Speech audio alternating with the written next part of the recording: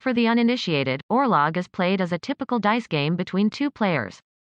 Players take turns rolling a handful of six-sided dice that have faces sporting axes, arrows, helmets and shields.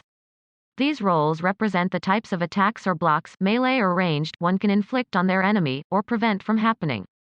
Several small pebbles represent the total health of the player. The first person to drop to 0 loses the game. Of course, there are other aspects that make Orlog so much more compelling, such as generating resource tokens to give players an advantage on their attack or block rolls, or even stealing resource tokens to turn the tides in their favor. Interestingly, though Orlog is depicted as a game set in the time of the Viking invasion of England, Ubisoft admits that the game is actually a fictional fabrication of what the Vikings might have enjoyed at the time.